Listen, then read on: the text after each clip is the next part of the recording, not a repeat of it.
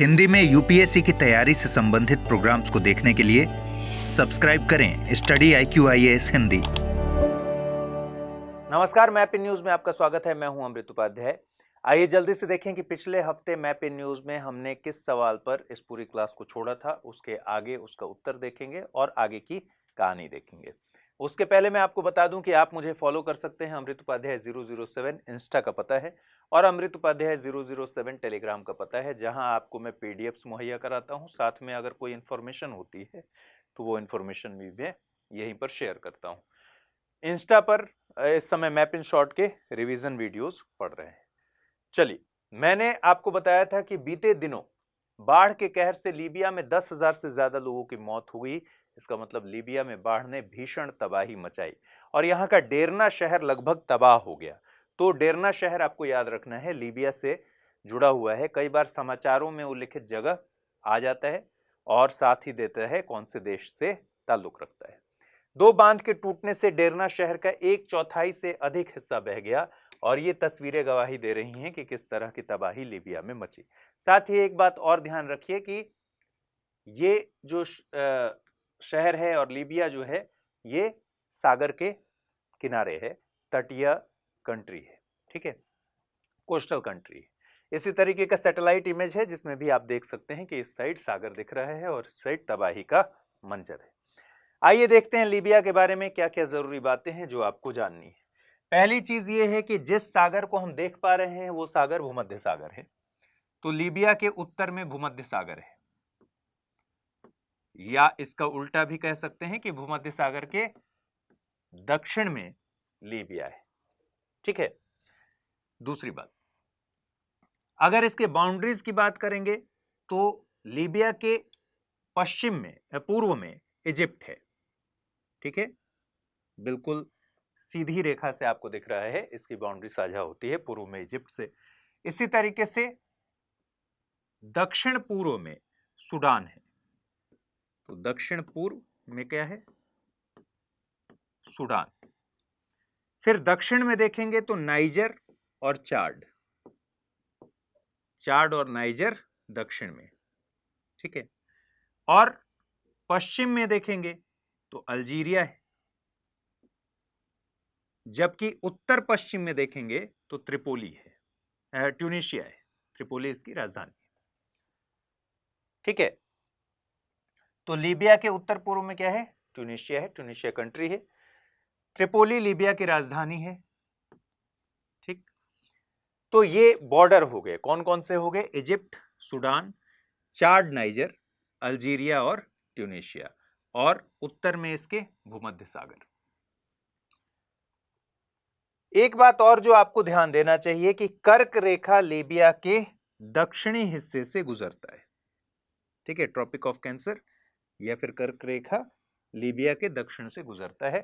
तो मैंने काफी पहले के एपिसोड में आपको बताया था कि अफ्रीका के किन किन देशों से होकर कर्क रेखा गुजरती है, वो आपको पता होना चाहिए। कई बार सवाल में इस तरह के सवाल भी पूछे जा सकते हैं, ठीक। अब सवाल मैंने जो आपसे पूछा था वो पूछा था समाचारों में उल्लिखित होने वाले शहर, और दूसरी तरफ था समाचारों में होने के कारण। क्वेश्चन ये था कि कितने युग्म सही सुमेलित हैं। देखिए, बहुत सारे लोग गलती क्या कर रहे हैं, बहुत सारे लोग गलती कर रहे हैं कि मिलाने लग रहे हैं, ठीक है। युग्म सही सुमेलित है, इसका मतलब इसके सामने जो दिया गया है अगर सही सुमेलित है तो एक युग्म सही सुमेलित होगा। तो ऐसे कितने युग्म हैं इन तीनों में से जो सही सुमेलित हैं? केवल एक, केवल दो, सभी तीन, कोई भी नहीं। केवल दो का मतलब ये नहीं है कि दूसरा वाला सही है या गलत है, इससे कोई मतलब नहीं है। मतलब है कि एक सही है या नहीं, केवल एक। इन तीनों में से कोई एक ही सही है तो केवल एक होगा। इन तीनों में से कोई दो सही है तो केवल दो होगा। इन तीनों में तीनों सही हैं तब सभी तीन होगा, और अगर कोई भी सही नहीं है तो कोई भी नहीं होगा। कंफ्यूजन कहां हो रहा है कि आप मान लीजिए दूसरा सही है तो आपने लिख दिया केवल दो, जबकि केवल दो का मतलब इनमें से दो का सही होना जरूरी है, ठीक है। चलिए, ओडेशा और सेवेस्तोपोल लीबिया में बाढ़ से प्रभावित, डेरना और बायदा मोरक्को में भूकंप से प्रभावित, रबात और कासाब्लांका रूस और यूक्रेन के बीच युद्ध से प्रभावित, और आपको बताना है कितने युग्म सही सुमेलित हैं। इस क्वेश्चन को बनाया क्यों गया है? क्योंकि 2023 में एक क्वेश्चन यूपीएससी ने पूछा था और वो इस तरह से पूछा था, प्रायः समाचारों में उल्लिखित होने वाले क्षेत्र उत्तरी कीवू और इटूरी, नगोर्नो काराबाख, खेरसोन और ज़ैपोरिज़िया। समाचारों में होने का कारण सामने दिया गया था। उत्तरी कीवी और इटूरी के सामने दिया गया है आर्मीनिया और अजरबैजान के बीच युद्ध। नगोर्नो काराबाख मोजाम्बिक में उपप्लव इजराइल, और तीसरा है खेरसोन और ज़ैपोरिज़िया जो इजराइल और लेबनान के बीच विवाद। कह रहा है क्या, कितने युग्म सही सुमेलित हैं?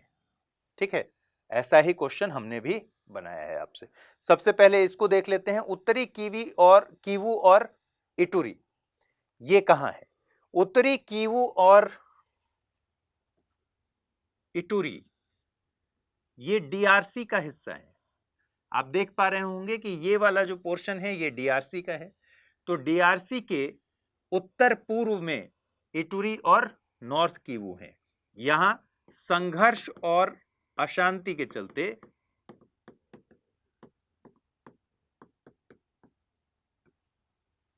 ये दोनों न्यूज में रहे थे। कोई भी सवाल ऐसे नहीं पूछा जाता, न्यूज में रहता है तभी सवाल पूछा जाता है।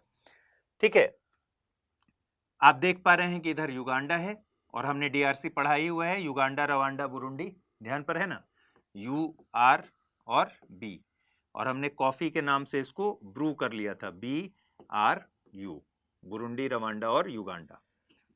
ठीक, तो ये दोनों जो क्षेत्र हैं डीआरसी के पूर्वी और उत्तर पूर्वी हिस्से में, नॉर्थ कीवू और इटूरी, ये वहां संघर्ष और अशांति के चलते न्यूज में रहे थे। जबकि उत्तरी कीवू और इटूरी के सामने क्या दिया है? आर्मेनिया और अजरबैजान के बीच युद्ध। तो ये गलत हो गया, मतलब एक युग्म खत्म। फिर है नागोर्नो काराबाख मोजाम्बिक में उपप्लव। नागोर्नो काराबाख अभी भी न्यूज में है, इससे रिलेटेड आपको पता होना चाहिए। अजरबैजान और आर्मेनिया के बीच बहुत सालों से इसको लेकर तनाव चल रहा है और अभी हाल में करंट अफेयर्स में मैंने न्यूज एट 9 में भी इसको कवर किया है, तो आप देख सकते हैं नगोर्नो काराबाख को लेकर अभी भी न्यूज आई है। हाल फिलहाल क्या आई है ये आपको पता करना है। तो नगोर्नो काराबाख आर्मेनिया और अजरबैजान के बीच विवाद की एक बड़ी वजह रही है और इसको आर्टसख भी कहते हैं, ये ध्यान रखिएगा, आर्टसख। ठीक है, तो दूसरा ऑप्शन जो दे रहा है नागोर्नो काराबाख के सामने मोजाम्बिक में उपप्लव या क्रांति, ये भी गलत है। फिर है खेरसोन और ज़ैपोरिज़िया, इजराइल और लेबनान के बीच विवाद। अब जैसे खेरसोन और ज़ैपोरिज़िया अगर आप नहीं जानते हैं तो फिर चिंता की बात है, नहीं जानते हैं तो, क्योंकि रूस यूक्रेन के बीच विवाद जो था, युद्ध जब हुआ, रूस ने इन्वेड किया यूक्रेन में और ये अभी तक चल ही रहा है युद्ध। इसमें ये सारी जगहें बहुत ज्यादा इंपॉर्टेंस के साथ कई बार खबरों में आ चुकी हैं। तो ये जो नदी है, मैंने पहले भी पढ़ा है आपको कि ये नदी है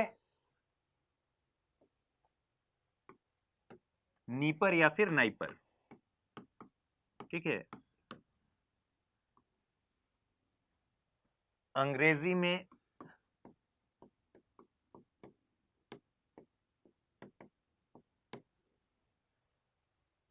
इसी नदी के आसपास तट पर कीवू है।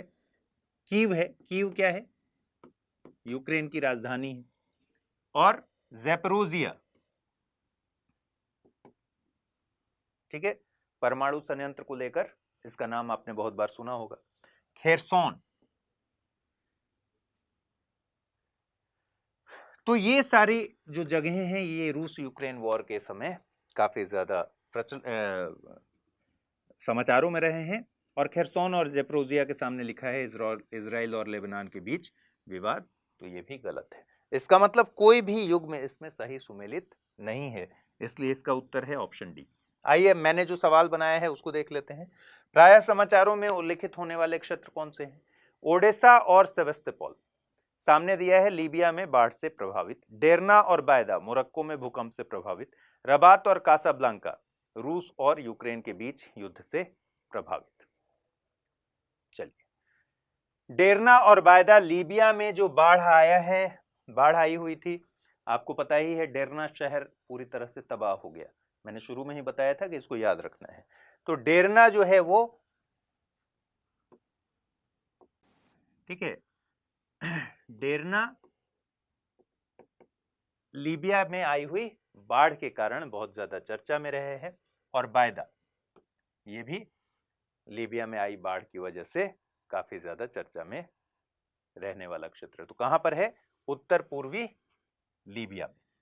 ठीक है, ये पूरा लीबिया का नक्शा है, ये उत्तर पूर्वी लीबिया है। तो एक तो ये गलत हो गया, डेरना और बायदा, जहां लिखा है मोरक्को में भूकंप से प्रभावित। दूसरा है ओडेसा और सेवेस्तोपोल और रबात और कासाब्लांका। रबात और कासाब्लांका, ये जो नक्शा है ये है मोरक्को का नक्शा। ठीक है, मोरक्को की राजधानी क्या है? रबात। तो अगर आपको इससे ध्यान आ गया होगा कि रबात मोरक्को की राजधानी है, तब तो ऐसे ही वो आप समझ जाएंगे कि गलत दिया हुआ है। तो रबात और कासाब्लांका ये मोरक्को में भूकंप में बहुत ज्यादा प्रभावित हुए थे, और इसलिए ये जो ऑप्शन है रबात और कासाब्लांका, जिसके सामने लिखा है रूस और यूक्रेन के बीच युद्ध से प्रभावित, ये भी गलत है। और ओडेसा और सेवेस्तोपोल, आपको पता है ये लीबिया में बाढ़ से प्रभावित नहीं है। क्यों? क्योंकि ओडेसा और सेवेस्तोपोल ये रूस और यूक्रेन के बीच युद्ध से प्रभावित है। ठीक है, ओडेसा यूक्रेन में और क्रीमिया वाले पार्ट पर सेवेस्तोपोल। ठीक, तो ये रूस और यूक्रेन के बीच युद्ध से प्रभावित क्षेत्र हैं, और इनका नाम इस वजह से आया था। चलिए, तो इसका मतलब इसका भी उत्तर क्या होगा? तीनों ही गलत हैं, तो इसका उत्तर होगा कोई भी नहीं। नेक्स्ट, 15वें ब्रिक्स शिखर सम्मेलन के समापन के बाद भारत के प्रधानमंत्री ने ग्रीस का दौरा किया। ये 40 सालों में किसी भी भारतीय प्रधानमंत्री की पहली ग्रीस यात्रा थी। इससे पहले भारत की तत्कालीन प्रधानमंत्री इंदिरा गांधी ने वर्ष 1983 में ग्रीस का दौरा किया था। यानी 1983 में इंदिरा गांधी के ग्रीस दौरे के बाद पहली बार भारतीय प्रधानमंत्री ने ग्रीस का दौरा किया है।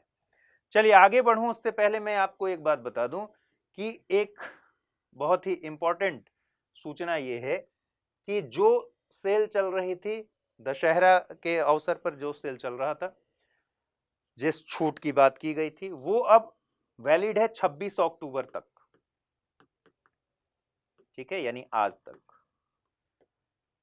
और ये काफी अच्छा मौका है, जो भी आप में से एडमिशन लेना चाहता है, 18 मंथ की वैलिडिटी के साथ P2I का सिल्वर बैच जो है वो 21,999 में ही मिल जाएगा।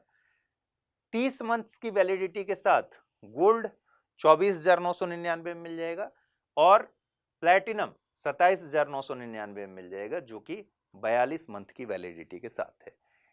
GS फाउंडेशन P2I का बैच 2 है। सुबह 8 बजे इस बैच की शुरुआत हो चुकी है 23 अक्टूबर से, और इसमें सारी सुविधाएं जो हैं आपको, अगर 42 मंथ का है तो 3 बार मिलेगा आपको।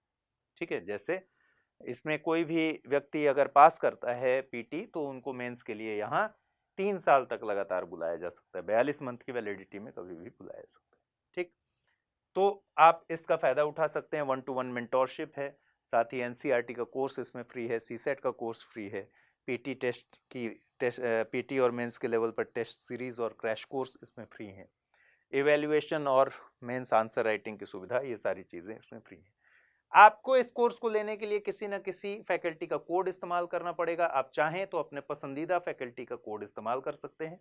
आप में से जो लोग अगर मुझे पसंदीदा फैकल्टी मानते हैं या पढ़ाने वाले शिक्षक मानते हैं, तो वो कोड भी इस्तेमाल कर सकते हैं, जो कोड है अमृत लाइव। एक साथ ही है, अमृत और लाइव एक ही साथ है, AMRITLIV।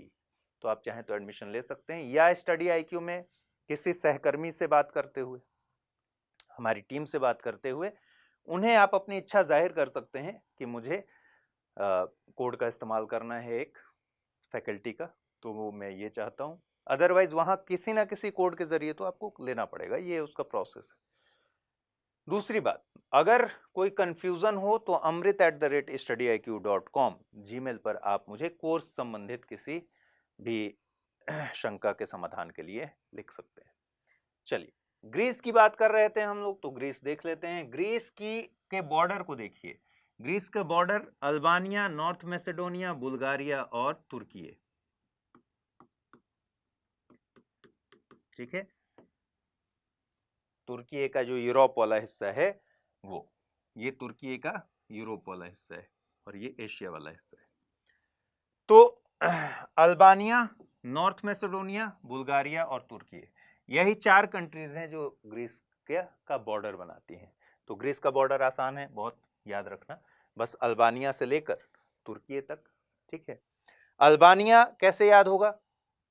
एड्रियाटिक सागर अभी हम पढ़ेंगे तो याद हो जाएगा अल्बानिया। तो अल्बानिया से लेकर तुर्की तक, बीच में नॉर्थ मैसेडोनिया और बुल्गारिया है। ठीक है, चलिए, इसके अलावा अगर पहाड़ों की बात करें तो दक्षिण में देखिएगा पेलोपोनीज,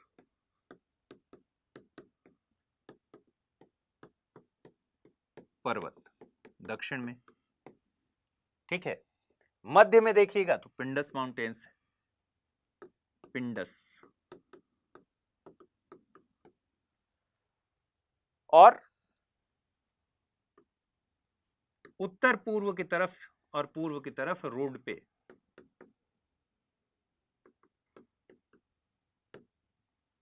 ठीक है।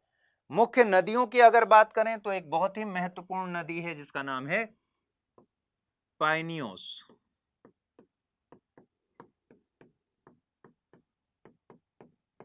पाइनियोस नदी, ठीक है। फिर एक नदी है स्ट्रूमा,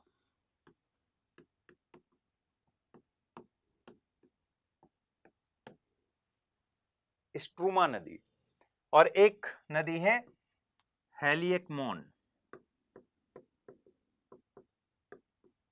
हेलियकमोन नदी। ठीक है, तो पाइनियोस नदी सबसे महत्वपूर्ण नदियों में, स्ट्रूमा, हेलियकमोन नदी, और एक नदी है अचेलस। ये सब याद ना भी हो तो तनाव नहीं लेना है, सिर्फ नाम सुने रहना है। पाइनियोस, हेलिकमोन, स्ट्रूमा और एचएलएस। ठीक है, चलिए, प्रश्न ये है कि निम्नलिखित युग्मों पर विचार कीजिए। और कौन से युग्म है? एड्रियाटिक सागर सीमावर्ती देश दिया है अल्बानिया, आयोनियन सागर बुल्गारिया, एजियन सागर स्लोवेनिया और टेरेनियन या टाइरेनियन सागर क्रोएशिया। कितने युग्म सही सुमेलित हैं? केवल 1, केवल 2, केवल 3 या फिर सभी 4? तो ये सागर दरअसल सारे कौन से हैं? भूमध्य सागर के ही अलग अलग हिस्से हैं। ठीक है, ये पूरा ओवरऑल भूमध्य सागर है। इसमें आप देखेंगे बहुत सारे छोटे छोटे मार्जिनल सीज हैं, जिसमें एड्रियाटिक सागर, ठीक है, आयोनियन सागर, एजियन सागर, लेवेंटाइन सागर। मैंने एक बार डिस्कस किया था ना कि लेवेंटाइन जो है, इस पर सवाल यूपीएससी पूछ चुका है कि लेवेंटाइन कंट्रीज कौन कौन से हैं। ठीक है, तो भूमध्य सागर के जो पूर्वी तट के तरफ कंट्रीज हैं वो लेवेंटाइन कंट्रीज हैं। तो यहां पर कौन सा सागर है? लेवेंटाइन सागर। और ये ओवरऑल फिर टिरेनियन या फिर टाइरेनियन। ठीक, बाकी और भी छोटे छोटे हैं, gulf of gaps, gulf of Sidra, लेकिन ठीक है, ये इतने इंपॉर्टेंट नहीं है, ये बहुत इंपॉर्टेंट है। टेरेनियन, एड्रियाटिक सागर, आयोनियन सागर, एजियन सागर, ठीक है, और लेवेंटाइन सागर।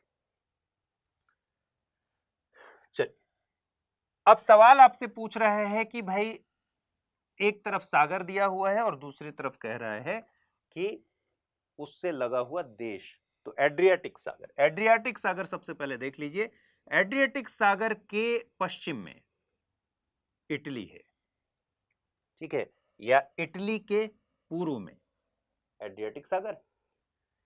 तो एड्रियाटिक सागर को एक तरफ से तो पूरा पूरा इटली ने घेर रखा है, कभी भूलना नहीं है। इटली से लेकर हमें जाना है अल्बानिया तक, राउंड में जाना है, तभी तो सारे कंट्रीज कवर होंगे। तो इटली से अल्बानिया तक जाना है, ठीक है। यहां से आप देखेंगे तो स्लोवेनिया का थोड़ा सा हिस्सा एड्रियाटिक सागर के तट पर है, क्रोएशिया तो पूरा ही है एड्रियाटिक सागर के तट पे। फिर यहां छोटा सा हिस्सा आपको दिख रहा है, ये जो कि बोस्निया एंड हर्जेगोविना का है, जो एड्रियाटिक सागर के तट पर है। फिर मॉन्टेनेग्रो एड्रियाटिक सागर के तट पे, और फिर अल्बानिया एड्रियाटिक सागर के तट पर है। तो कहने का मतलब तट पर मतलब एड्रियाटिक सागर से सटा हुआ है। तो ये कंट्रीज हैं जो एड्रियाटिक सागर के किनारे हैं। कौन कौन से हैं? इटली एक तरफ से पूरा, यानी एड्रियाटिक सागर के पूर्व में, पश्चिम में पूरी तरीके से। फिर Slovenia, Croatia, Bosnia, Montenegro, Albania, ये सारे कंट्रीज जो हैं वो एड्रियाटिक सागर के किनारे पर हैं। एक हो गया। दूसरा, आयोनियन सागर, इटली का जो सिसिली है ये भी आयोनियन सागर से ताल्लुक रखता है। दूसरा, ये जो प्रायद्वीप आप देख रहे हैं ये है कैलेब्रिया प्रायद्वीप, कैलेब्रिया, और कैलेब्रिया प्रायद्वीप इटली का ही है ऑब्वियसली। और यहां जो अल्बानिया के पास वाला ये प्रायद्वीप दिख रहा है इटली का, ये है सैलेंटा।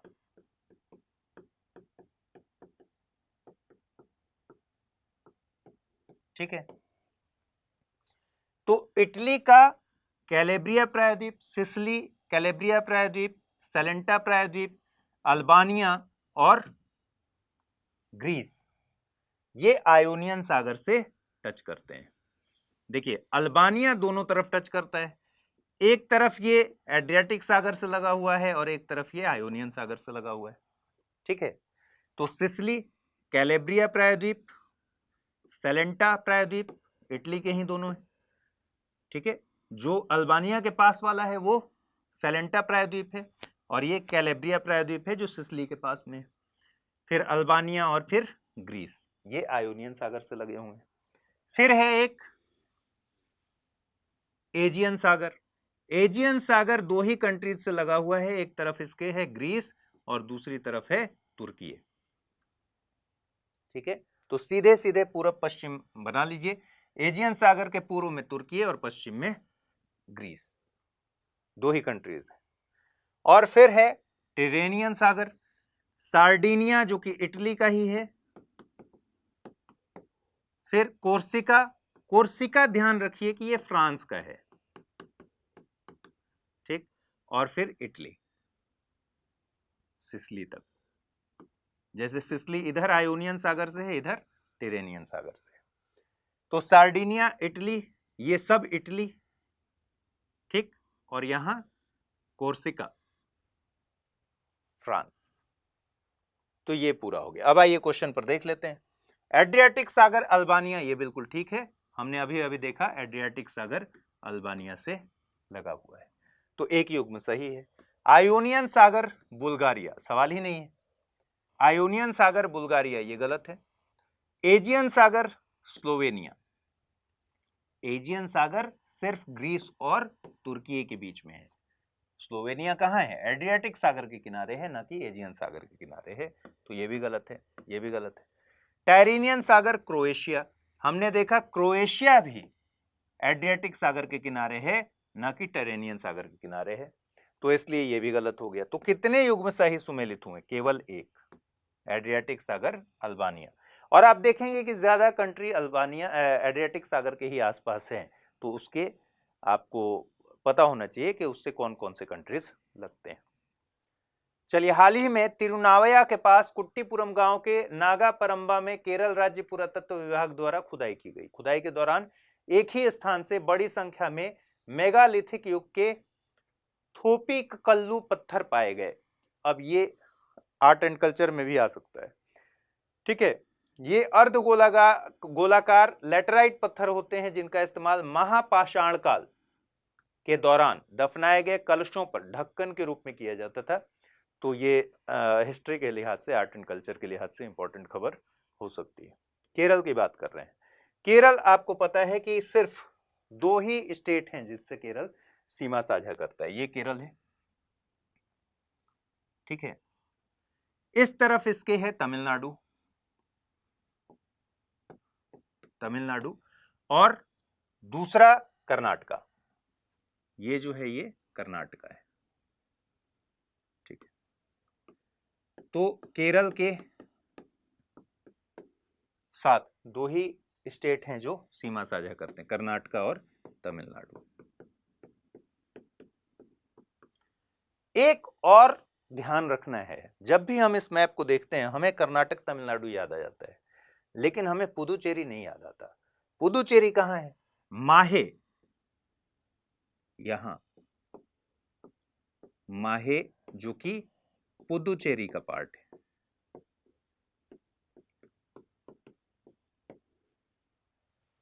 ये मालाबार कोस्ट पर है। मालाबार कोस्ट किसको बोलते हैं? ये जो कोस्ट है पूरा, ये है मालाबार का तट,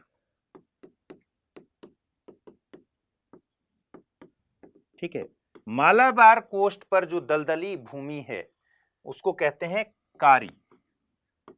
यहां पीट मृदा होती है, पीट सॉइल, और इसको क्या कहते हैं? दलदली भूमि को यहां के कारी कहते हैं, ठीक है। चलिए, अगर आप ध्यान से ध्यान रखना भी है और ध्यान देना भी है इस पर कि नीलगिरी हिल्स के बारे में आपने सुना होगा। ये जो जंक्शन है यहां, ठीक है, यहीं पर है नीलगिरी हिल्स। ये जंक्शन किसके किसके बीच है? नीलगिरी हिल्स। ध्यान रखिए, नीलगिरी हिल्स पश्चिमी घाट में है, पश्चिमी घाट में है, पूर्वी घाट में नहीं है। लेकिन नीलगिरी हिल्स कर्नाटका, केरल और तमिलनाडु के ट्राई जंक्शन पर है, पहली बात। दूसरी बात, ये वो जगह है जहां पश्चिमी घाट और पूर्वी घाट का मिलन होता है, मिलना होता है। तो केरल, कर्नाटका और तमिलनाडु के ट्राई जंक्शन पर है नीलगिरी हिल्स। दूसरा, पश्चिमी घाट और पूर्वी घाट यहां आकर मिलते हैं, ठीक। तो ध्यान ये रखना है दोनों बातें, ठीक है। चलिए, तो ये हो गया नीलगिरी हिल्स। फिर अन्नामलाई हिल्स, कार्डमम हिल्स, ये सारे हिल्स आपको याद रहने चाहिए, ठीक है। सवाल पूछ रहा है कि निम्नलिखित नदियों पर विचार कीजिए। काबिनी, पेरियार, भरतपुझा और पंबा उपर्युक्त में से कितनी पूर्व की ओर बहती हैं? सवाल एक और पूछा गया था, निम्नलिखित नदियों पर विचार कीजिए, यूपीएससी ने पूछा था। निम्नलिखित नदियों पर विचार कीजिए। ब्राह्मणी, नागावली, सुवर्णरेखा, वंशधारा।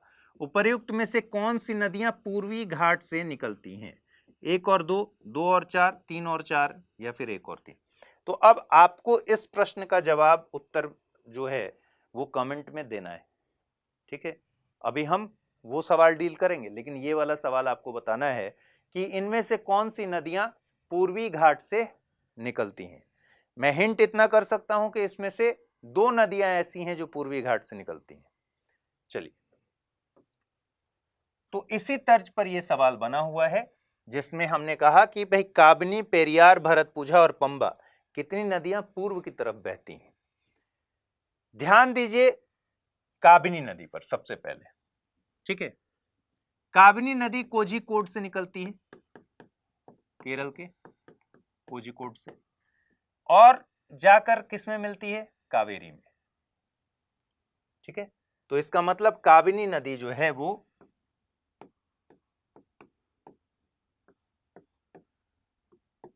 कावेरी की सहायक नदी है,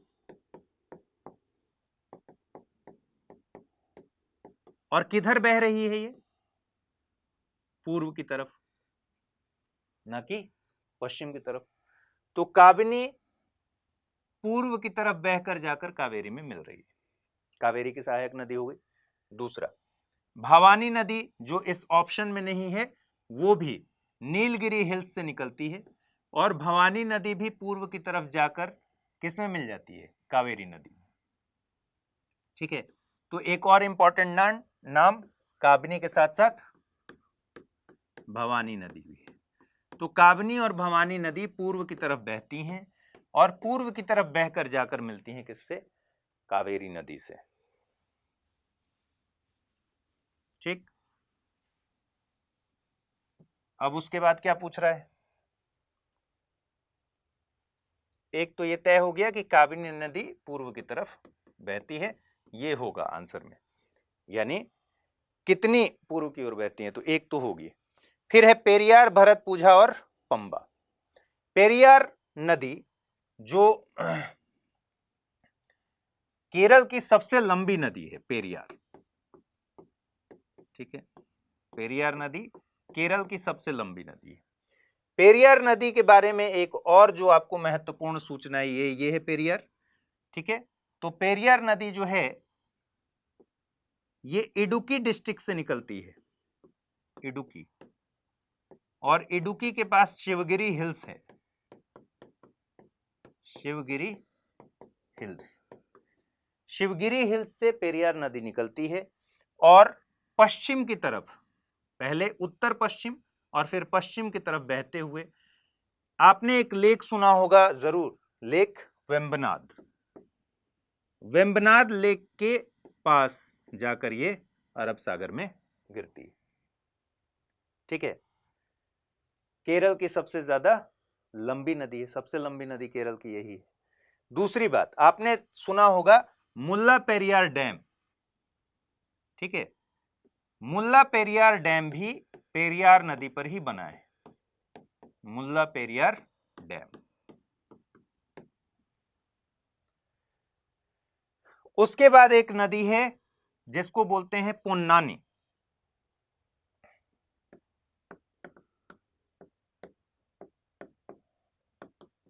ठीक है, पोन्नानी को ही बोलते हैं भरतपुझा।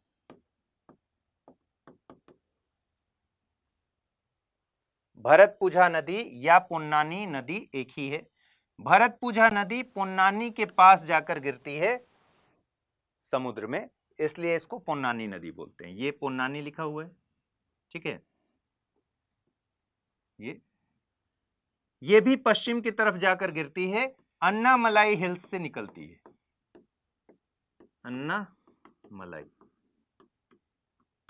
हिल्स से, अन्नामलाई हिल्स से निकलकर और जाकर पोन्नानी के पास जाकर गिरती है, इसलिए भरतपुझा नदी को पोन्नानी नदी भी कहते हैं। पेरियार के बाद दूसरी केरल की जो सबसे लंबी नदी है वो है भरतपुझा नदी। ठीक है, और एक और नदी है जिसका नाम है पंबियार, या फिर इसको पंबा नदी कहते हैं। तो कभी आपसे पूछ दे पंबा नदी, पंबा नदी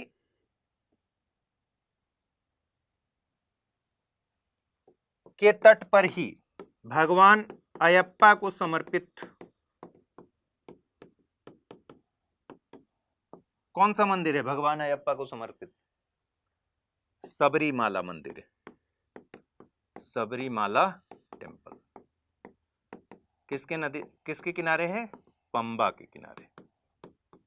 ठीक है, तो पेरियार, भरतपुझा ये सब पश्चिम की तरफ बहने वाली नदियां हैं, और पेरियार सबसे लंबी नदी है केरल की, उसके बाद भरतपुझा है, उसके बाद पंबा नदी है। ठीक है, तो काबिनी नदी ही सिर्फ एक नदी है इन चारों ऑप्शन में जो पूर्व की तरफ बहती है, बाकी पेरियार, भरतपुझा और पंबा ये तीनों पश्चिम की तरफ बहती हैं और अरब सागर में जाकर गिरती हैं, जबकि काबिनी कावेरी की सहायक नदी है और कावेरी की एक और सहायक नदी है भवानी। ठीक है, तो इस प्रश्न का सही जवाब क्या है? इस प्रश्न का सही जवाब है ऑप्शन ए, केवल एक इसका सही उत्तर होगा। चलिए, इस प्रश्न का जवाब आपको देना है। ब्राह्मणी, नागावली, सुवर्ण रेखा, वंशधारा कौन सी नदियां पूर्वी घाट से निकलती हैं? यूपीएससी का सवाल है, बहुत ध्यान से इसका आंसर आप दीजिएगा। हाल ही में मोरक्को में आए 6.8 तीव्रता के भूकंप ने वहां भारी तबाही मचाई। यहां भूकंप से 2000 से ज्यादा मौतें होने की संभावना जताई गई है। आपको बताना है, जिब्राल्टर जल संधि भूमध्य सागरीय प्रदेश में व्यापार और भू राजनीति की दृष्टि से बहुत ही महत्वपूर्ण भूमिका में है। क्यों? क्योंकि यह पश्चिमी यूरोप और अमेरिका के लिए भूमध्य सागरीय प्रदेश में प्रवेश का सबसे महत्वपूर्ण मार्ग है। यहां ब्रिटेन का जिब्राल्टर और स्पेन मोरक्को का क्वेटा शहर स्थित है। मोरक्को की राजधानी रबात इसके समीप ही पूर्व में स्थित है। उपर्युक्त में से कितने कथन सही हैं? केवल एक, केवल दो, सभी तीन या फिर कोई नहीं? तो आप इसका भी स्क्रीनशॉट ले लीजिए और साथ में जो यूपीएससी ने सवाल पूछा था उसका भी स्क्रीनशॉट लेकर दोनों का आंसर आप मुझे कमेंट बॉक्स में दीजिएगा। ख्याल रखिए, ठीक से पढ़ाई कीजिए। नमस्कार। हिंदी में यूपीएससी की तैयारी से संबंधित प्रोग्राम्स को देखने के लिए सब्सक्राइब करें स्टडी IQ IAS हिंदी।